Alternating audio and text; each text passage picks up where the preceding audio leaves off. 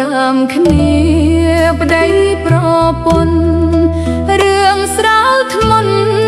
ចេះមេត្តាអត់ធ្មត់ក្នុងចិន្តាកាយវាចាគោរពគ្នាប្តីត្រូវមានចិត្តស្មោះទ្រព្យរបស់ផងនានាទុកដាក់នឹងភរិយាឲ្យសងងារជាគូកបគំនិតគិតឲ្យល្អិតច្បាប់ក្រមក្រឹតប្រព្រឹត្តជាប់ធ្វើខ្លួនឲ្យគេរាប់ជាទំលាប់ដឹងខុសត្រូវ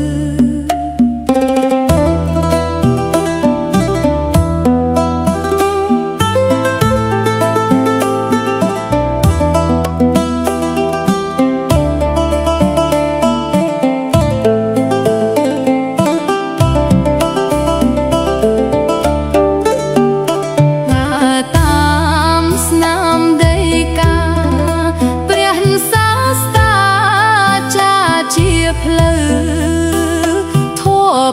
5តាំຕົកនៅកូនប្រុសឪ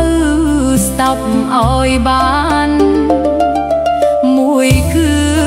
ពេកសំដីចេះបងផ្លៃឆ្នៃខ្សែមសានពីរួបអែមចំណានគួររួបអាននៃព្រាយាពីគឺមិនបៀតបៀនឆ្លោះបំពេញហ៊ាននិន្ទាឲ្យនាងຕົកក្រមគ្រាចិត្តកំព្រាណាកូនអើយបីគឺ